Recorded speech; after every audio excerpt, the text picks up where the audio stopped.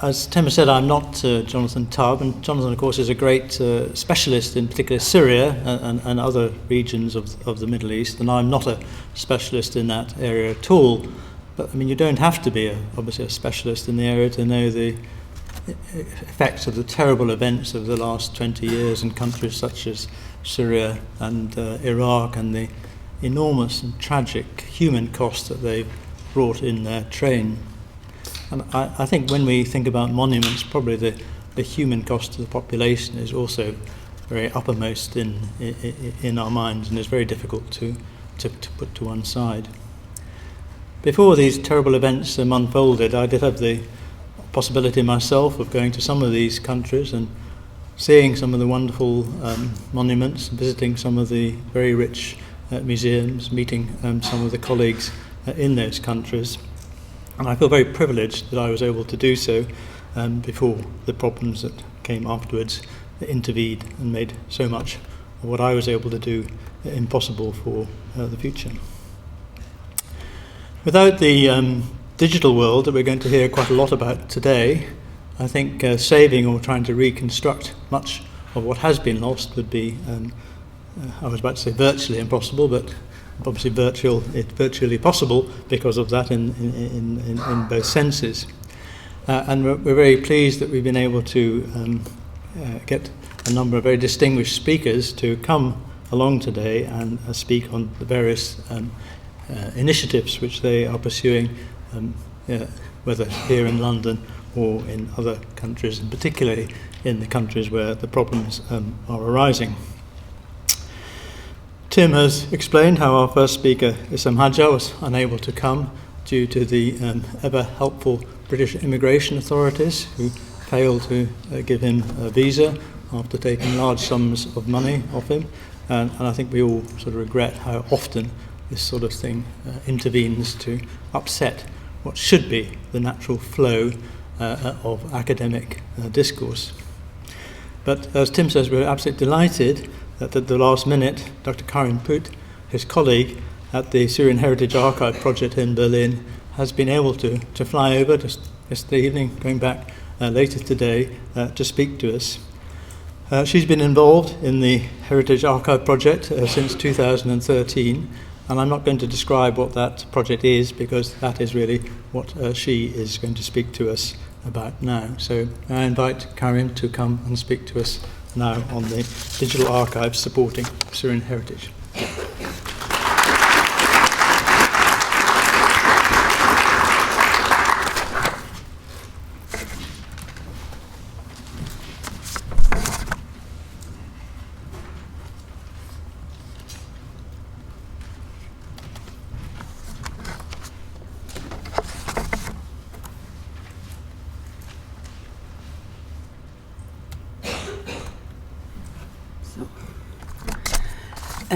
Thank you very much for the honor and the opportunity to be with you. As you already heard, my colleague Issam Hajjar was not able to come, although he applied for the visa 7 weeks ago, but no answer up to now.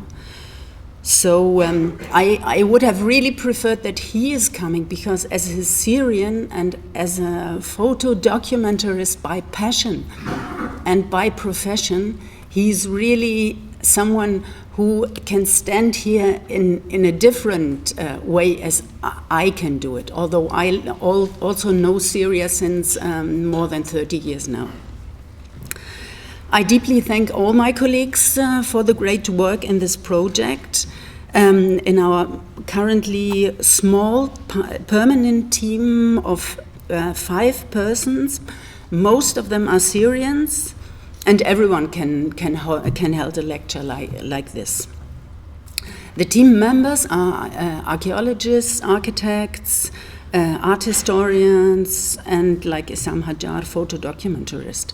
And during the time we have been working now in the 6th year, we have tried to involve as many Syrians as possible.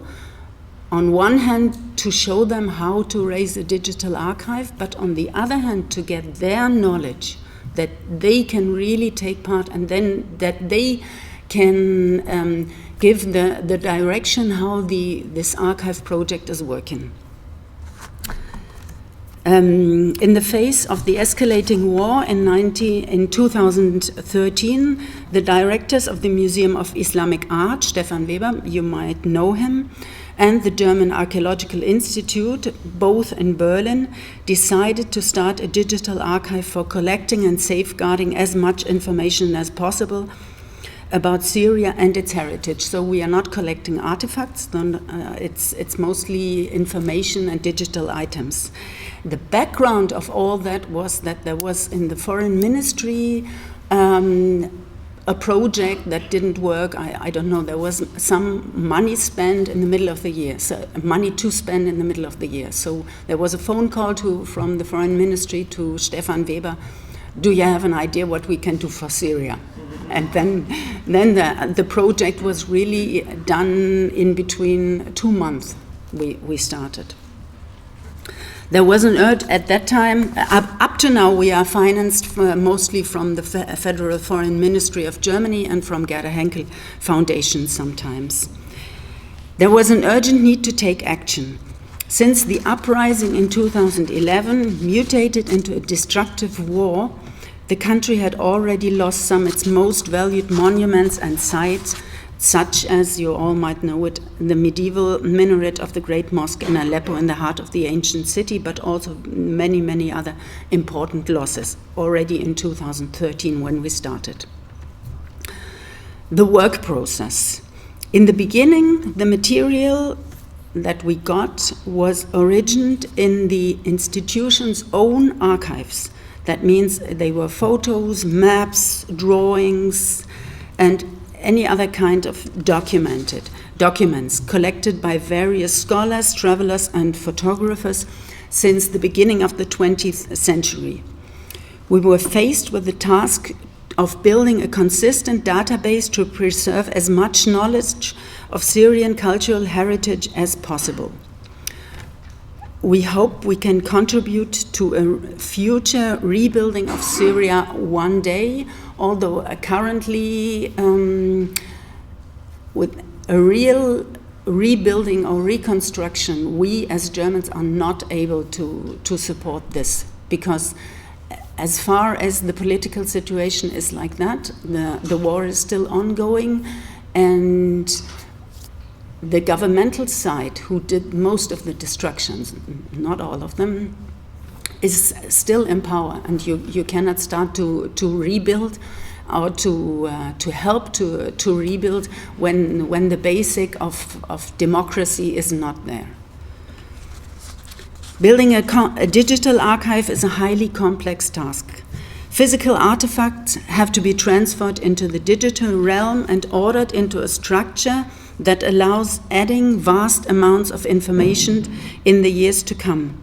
Every single item has to comply with a number of different cataloging systems. In our day-to-day work, we had to merge more than 40, often very extensive collections. Each new author had created his own systematic, or by chronology or by places, and to bring his own order to collections that had grown over many decades.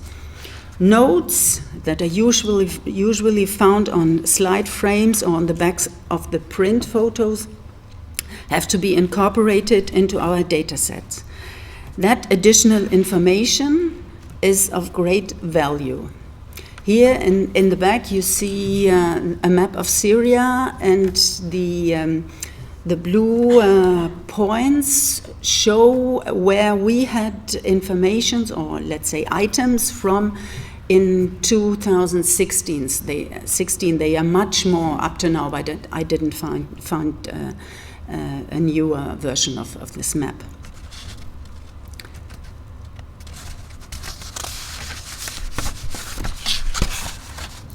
There are two, in both institutions, the German Archaeological Institute and the Museum for Islamic Art, there were put two teams that had been working in parallel, mostly on the collections that were in the institutions. And we did a lot of meetings to do really a combined archive. That is, it's one archive, but each team is working a bit different, and unfortunately, the team of the German Archaeological Institute had to stop their work. So we are only depending on the IT part of the German Archaeological Institute currently. Metadata that we put in each item include legal rights, preferably with Creative Commons, so that they are really able to be shown in the internet, which is a big problem. What you cannot do if you don't have these Creative Commons for all the items. And we also use searchable keywords. For this, we use the standardized vocabulary as defined by the Art and Architecture Thesaurus of the Getty Institute and ICOMOS. To facilitate easy exchange of digital data and cooperation with other databases worldwide, interfaces have to be used for connectivity and compatibility on many levels. We adhere to international standards of exchange wherever possible, although one must say that up to now, this didn't happen. We are still our own digital archive project, but hopefully later on that these connections to other initiatives might happen. What you see here is just an overview already 1 year old, where you see some of the collectors and the collection names and the amount that someone has. There is someone who gave us 2 films, and the Eugen Wirth collection has 23,000 items. So it's really very, very different. And if you look to the different rows, you see the whole amount and what we have been working up to now. So there is still a lot of work to do. And the list is double like that. This is only the upper part of the list. Maybe you know some of the names. In general, the archiving system depends on we have our own syntax that gives hints to who is the author of this collection. We do the abbreviations of the first name and the family name, for example. We have to digitize externally. We give the metadata. And in the beginning, there was a structure system launched by the German Archaeological Institute that depends mostly on the place name and the place ID. I'll explain it to you later. But what you see here on the right is that it's like different steps. Most important is the place, and then it's coming from which year is it, which author did it, which kind of material is it, and then in the end there is coming what you can see on the photo. Is it architecture, landscape? Is it plans, maps, documents? And so some of them are really going into depth and the others not. For the place names, the German Archaeological Institute built up a gazetteer that is depending on a hierarchy of places. So the biggest place is the world, Asia, Syria. I don't know if you can read it on the right. No, it's too small. Syria, and then comes the governorate, then comes the region, then comes the smaller region, then comes Palmyra. I took Palmyra as an example here. And the place is, you might know it as the Tetrapylon, in Arabic, Tetrabil. And we also decided that as Syria is an Arabic country, we use on the first hand the Arabic place names. That puts us into problems with the transliteration because there are so many different systems, and we decided to take the one of the International Journal of Middle Eastern Studies and simplified it still a bit also. But that means every I always, when I do research in our own archive, I see how much easier it is for my Syrian colleagues to find the place when they are writing it directly in Arabic, because this gazetteer for Syria is now in Arabic and English. And in the Arabic wording, it's really clear, you find the place directly. And the transliteration works, but anyhow, it's not easy to find. And what you see here is that we put a lot of alternative names for this tetrapylon, the tetrabil. Even in languages like Japanese, for example, if there had been studies about that. This gazetteer is publicly available. You can have a look to it. And they are also very much interested to connect it to other gazetteers. So it's really open source.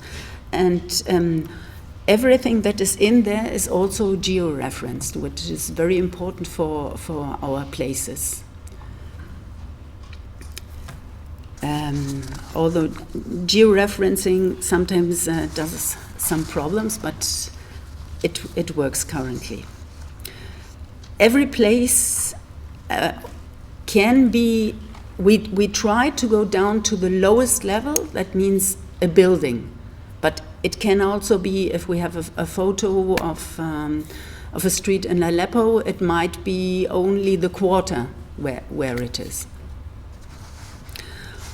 All in all, here you have an overview how it more or less worked. We started in 2013, mostly with material that was analog, that we had to digitize, and it's approximately 80,000 items that we digitized, but all the collections we got later are mostly born digital.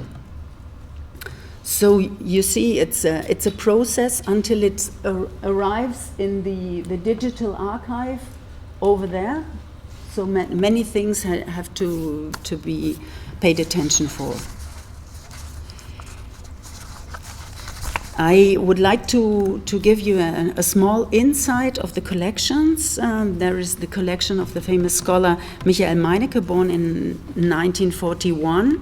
It comprises documents and photographs of cultural heritage sites all over Syria, collected until his early death in 1995.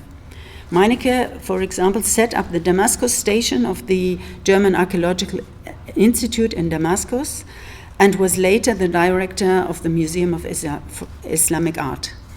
The main part of Meinecke's collection covers the Islamic architecture of mosques, madrasas, mausoleums, as well as other public buildings of the Syrian urban infrastructure. But it covers really the whole country, and his main interest was Mamluk epoch, but he also took really very broad, he took the photos. The institutional Raqqa Archive is also connected to Michael Meinecke, as he was the director of the excavation in Raqqa. This Raqqa Archive is something very special inside of our archive, because it's the complete documentation, also the written documentation of the excavation that took place over 13 years in the 80s and 90s. The town of Raqqa was mostly what they were interested in this excavation was the Abbasid time and the Abbasid palaces. The palace area takes more than 10 square kilometers, where when the Caliph Harun al-Rashid shifted his capital from Baghdad to Raqqa, it was constructed, and it was only used for 12 years until the death of the Caliph in 809. And these whole palace complex, they were not able to excavate all of it, but huge parts of it. And what you see on the left is the smallest palace, the so-called Eastern Palace, that was also at the time when the excavation was finished, it became like a small open-air museum. I think it was one of the first initiatives to do like that, not to excavate and then to leave it as it is, but to rebuild it so that you can see the structure of this small palace. It was an emergency excavation, and most of the palace area is now overbuilt by modern buildings, but that means also that what is under it was saved even during the times of ISIS. The huge photo collection of the German geographer Eugen Wirth from 1925 to 2012 spans from the 15th until the 90s. During his elaborated research trips, he documented the diversity of Syrian landscapes and its transformation over time due to human impact. With the destructions in Aleppo, his book on the town, published in 1984 together with Heinz Gaube, presents a first comprehensive catalogue of Aleppine historical buildings, and it still is the reference of any research done on Aleppo nowadays.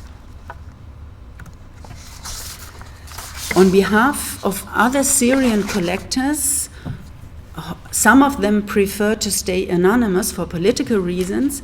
I should like again to mention my colleague Issam Al Hajjar, a passionate activist whose collection includes more than 50,000 photos from all over the country. Thanks to these two collections that furthermore document changes in landscapes and agriculture endangered not only by war but also by human intervention on many different levels. Issam Al Hajjar did a lot of photographic research in the region south of Syria around Damascus.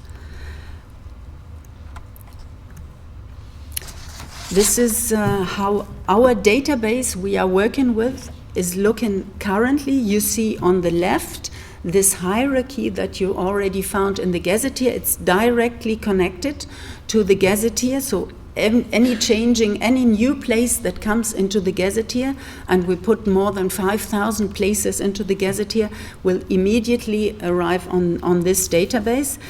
And here I did a small check to find which photo I would prefer for this presentation, and I put the name of Madrasa al-Khasrawiyya. You see the photo on the right. There you have a long list of information we put there, and they still can be edited. It's really only the beginning. And on the left, you have altogether 179 photos, but here you see only a very small part of it. Now I come to the destruction of Syrian cultural treasures.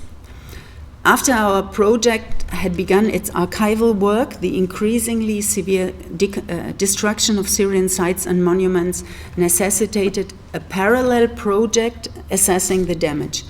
Thanks to professionals and activists who photographed destructions and shared their images on the internet, we were able to connect data already in 2014, when international institutions depended only on satellite images because they didn't have any photos from the ground. Our project started collecting that information systematically and verified it by cross-checking with other sources and people. Since the situation in Aleppo has calmed down, more people are now taking photos and reporting the state of destructions.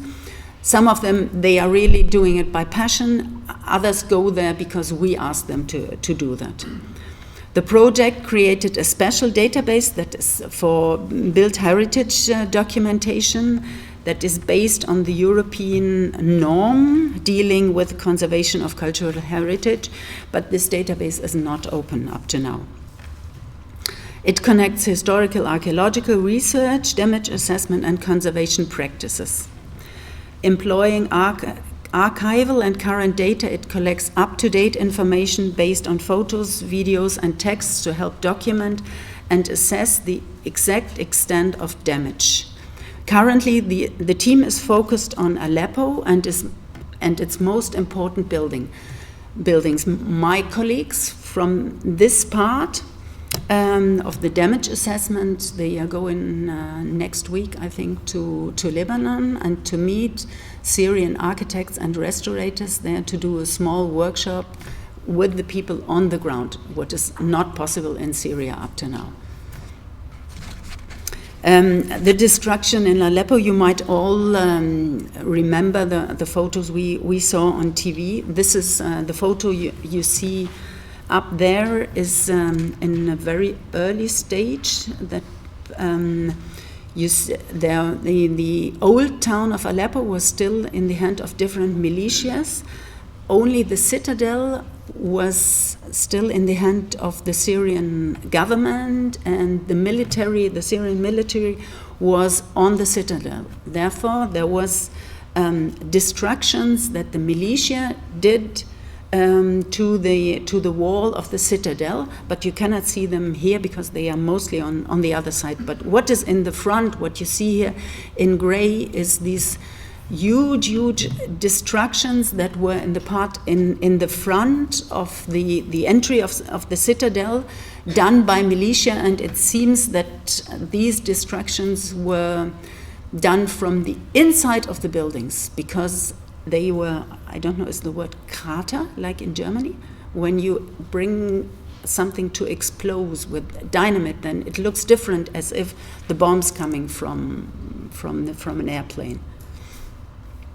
And what is most important on this photo is the rubble you see on the right side is the rubble of the building you see down there. This is the Khosrawiya Mosque. It was the first mosque when the Ottomans took over Aleppo. It was the first Ottoman mosque with the first very characteristic minaret, and it was maybe the first building of the famous builder Sinan. And the main part of the mosque and madrasa is gone. There is only the part that was opposite of the main mosque that is still standing.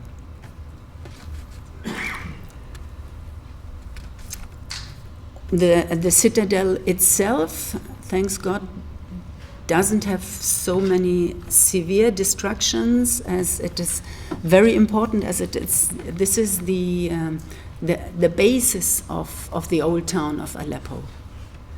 And inside there was a natural hill over in many different layers, overbuilt, and the oldest part that is reached up to now in the inside of the citadel is the Hittite temple.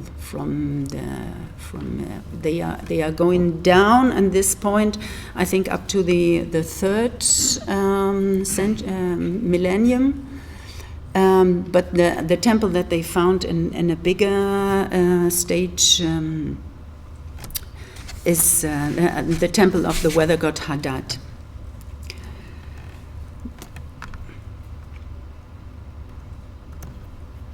So you all might remember that also this famous souk in Aleppo is severely damaged.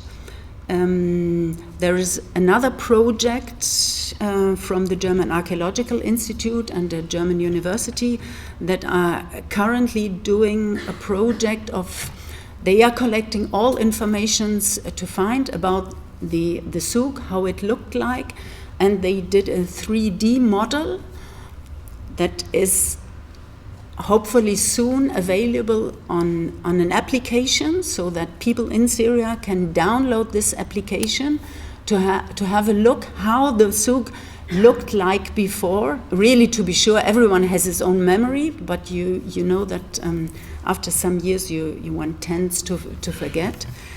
And people in Syria on the ground in some parts of the souk are already starting to rebuild, but this is more on a personal level. There is no huge project of rebuilding the souk up to now in Syria.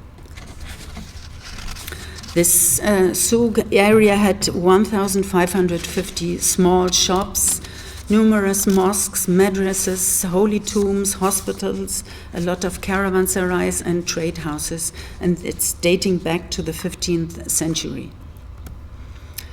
I come now to Palmyra. The devastation of the Syrian oasis city Palmyra by ISIS has been recognized worldwide. This UNESCO World Heritage Site, dating from the 1st century Anno Domini, reached from the Temple of Baal to the camp of Diocletian along the Georges colonnaded street that you all might know. You see it down there on the right. There is one perspective, and on the left you have another perspective where the tetrapylon is in the left corner of the photo, also a photo taken by my colleague Issam Al Hajjar. The art of Palmyra is a unique synthesis of Hellenistic, Roman, Parthian, and local influences. As you all might know, ISIS blew up the cellar of the Temple of Baal and the Temple of Baal Shemin and the Hadrian's Ark of Triumph, and plus some of the tower shrines with sarcophags outside of the city. For your program, you choose nearly the same photo that you have there on the left. And from the Baal Shemin temple, there is nearly nothing left. Therefore, I didn't put a photo here, because you cannot really see where the temple was. It's a big problem that destruction is not only from dynamite explosions or bombings, but also from looting. Therefore, I show you here these two photos. The one down there is Palmyra on the Orontes, Hellenistic and Roman, and this is a very early photo from UNITA, where you see it's completely, I don't know the word in English, but it has holes all over where people try to dig to find artifacts that they can sell on the illegal market. ISIS encouraged these illicit digging with a kind of permit connected to an obligatory levy. Many important sites were damaged or completely destroyed in this way that you see here.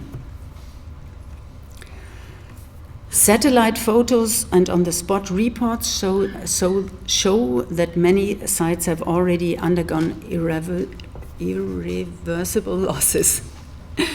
For example, Dura Europass that you see on top of the right.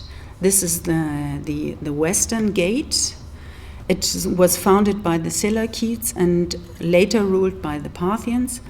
Contains the oldest archaeological documented Christian place, a private peristyle house built of clay bricks and rebuilt as a house church during Roman times in the 3rd century. And also one of the oldest known synagogues containing well-preserved wall paintings was discovered in Dura Europos. Thanks God the wall paintings are all in the National Museum in Damascus. I can tell you that at the time, the director of the Directorate General of Syrian Museums and Antiquities, during these times when the war was really a hot war, he was able to bring a lot. He says most of the material from the different museums, the different national museums that were all over the country. He brought them to Damascus and the region of Damascus to some unknown places. So the museum stuff is more or less not gone, with the exception of the Raqqa Museum that is nearly completely looted, and maybe one day it will be it will turn out on the illegal market, or maybe already it arrived at some private collectors, we don't know. The project, the Syrian Heritage Archive Project, did an exhibition this year. It should have been that we show the results of our work to the public. It was in the Museum of Islamic Art, and with the help of the colleagues from the museum, we tried to show a lot of photos before and after, how a building looked like before and after. What you see here on the right are photos from Damascus, where there is very, very few destructions. And a Syrian artist, an artist of calligraphy, he worked as artist in residence in the museum and did a painting that he called Syria, the Garden of History, which you see down there. It's 8 meters long.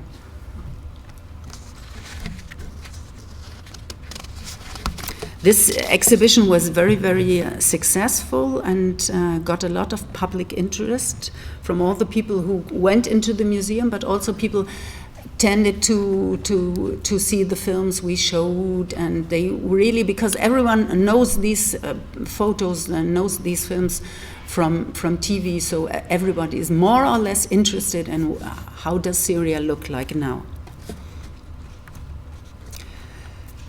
During the last years, starting with the Syrian Heritage Archive Project that you see in orange over there, the museum decided that there must be more initiatives we should do for the Syrian heritage, because archival work is only on one hand. There are many, many other things to do. And we created these different projects and called them Syrian Heritage Initiatives. Maybe I tell you about Multaka, because in the Oxford museums they took over this system. The basic idea is when the refugees came to Germany in 2015, and that means they lost their country, but a lot of their countries, the refugees were mostly from Syria and Iraq, and a lot of their cultural heritage were in Berlin museums. So we decided we must give access to these people to get into the museums, even without paying the entrance fee, because it's quite expensive. And so we did a short program to help some of these refugees who have already been working in this field of archaeology, architecture, or were simply interested. They got a short education about that from the museum, and then they started to work as museums guides for the objects that come from Syria and Iraq. These are in 3 museums, but there was also the 4th museum, that is the Museum of German History, to show how Germany is dealing with its own history.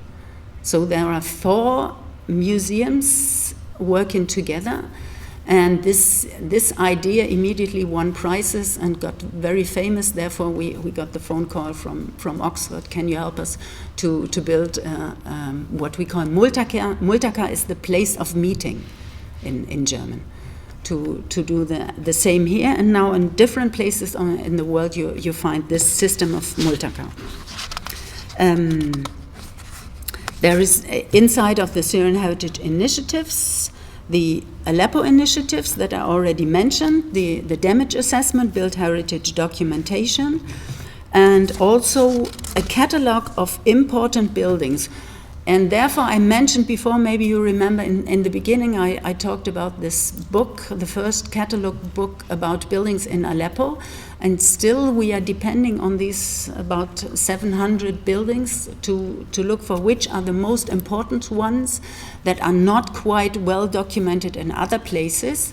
This catalog project is writing entries together with researchers in this field, and also are collecting memories from inhabitants of Aleppo and that have a special relationship to this certain building. For example, someone always went to one mosque.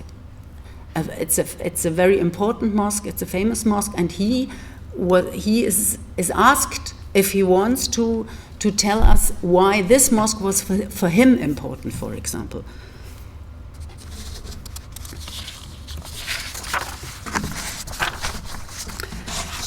A very important initiative is also the interactive heritage map of Syria.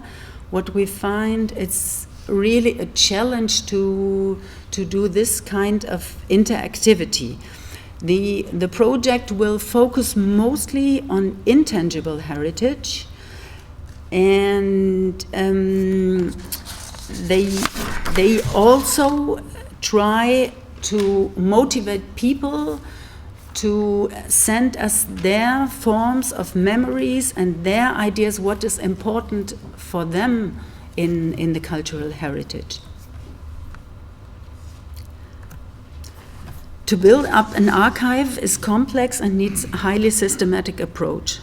What can the archive be used for? One of the great advantages of virtual archives is that it is very easy to place images beside each other, as you saw on our database, to study the changes over time and to compare. You can search and filter according to many criteria like date, epoch, function, construction method, and usage, for example. These kind of comparison is in the academic world quite common. Everyone does it, but normal people normally don't look on these kind of databases.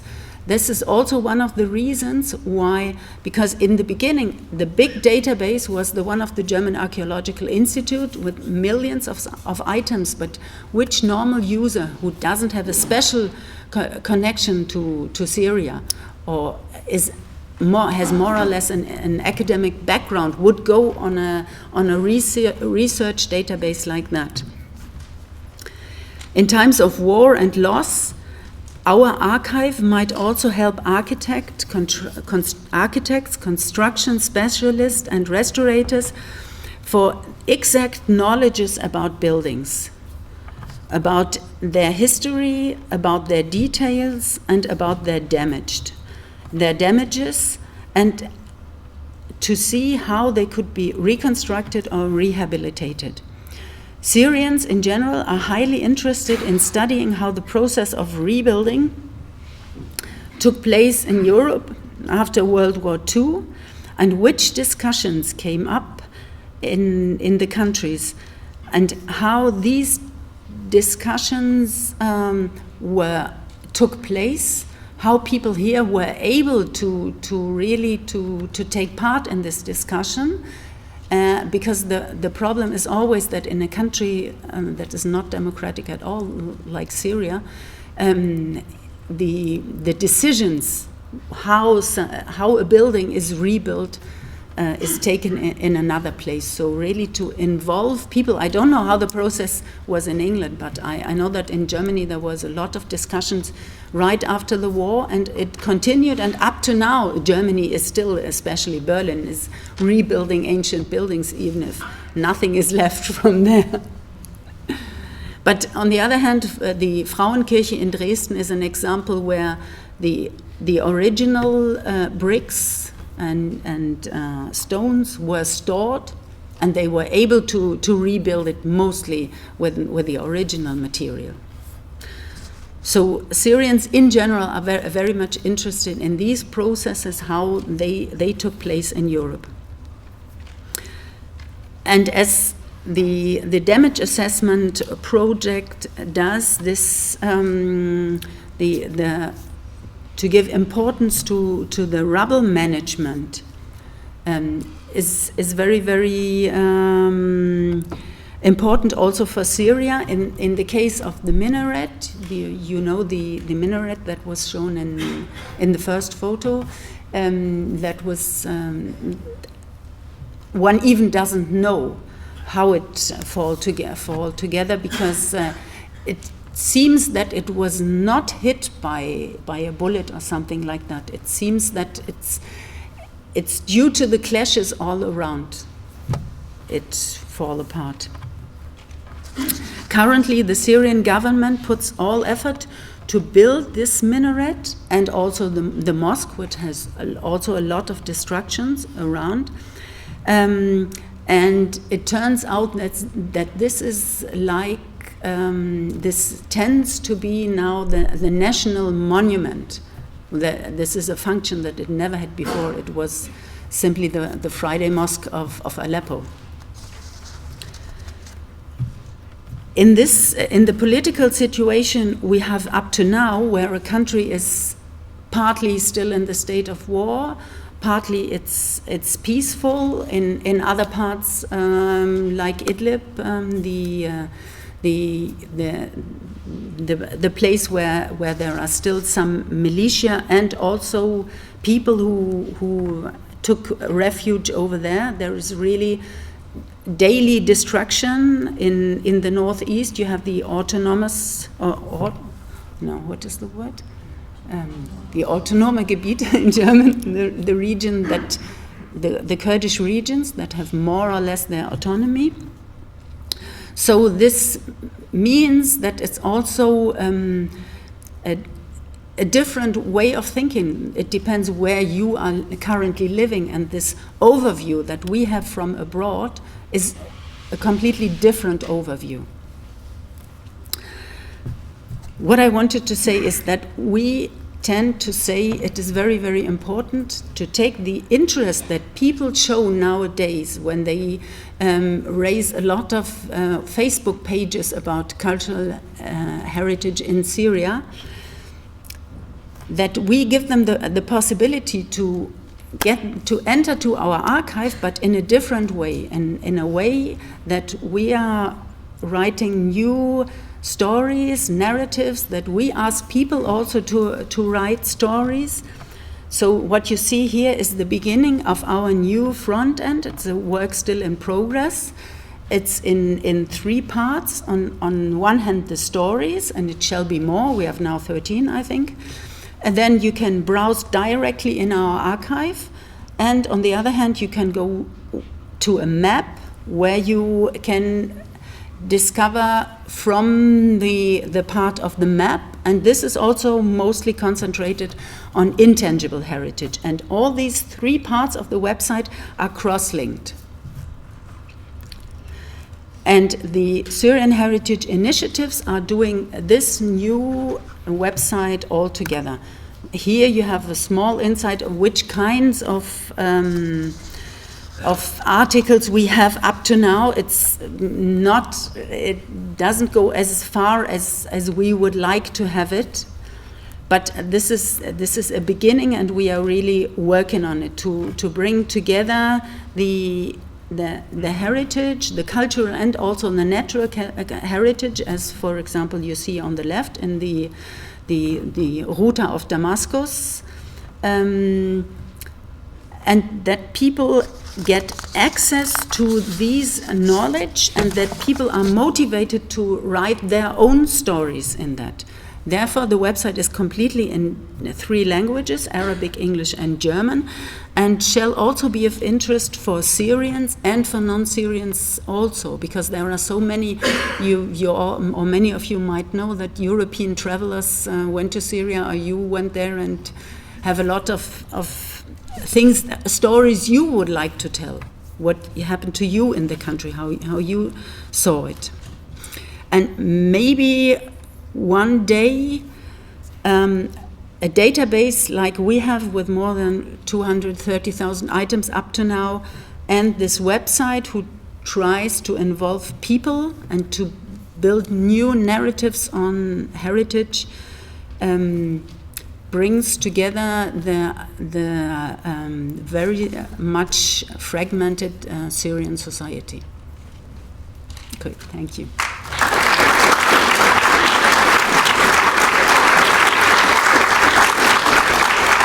Very good. Thank you very much, Karin, for this talk. I mean, which I think evokes a number of reactions in us. I mean, the obvious ones are, I think, sadness, nostalgia, and admiration. Sadness for what's been destroyed, nostalgia for, indeed, those lost buildings, but also admiration for what you and your colleagues are doing to capture as much information as is possible on such a wide range of material. And I thought some of the things you said towards the end, particularly about including the intangible cultural heritage, but also making a big effort to reach out to the people involved, were really two of the most interesting and important aspects of what you were talking about. It is actually 12 o'clock. I'm looking at the organisers. Have we got time for a couple of questions, do you think, and before we move on, or shall we move on straight away? Okay, and if there's time before lunch, we'll do questions at the end. So thank you again very much, Karin, for your paper.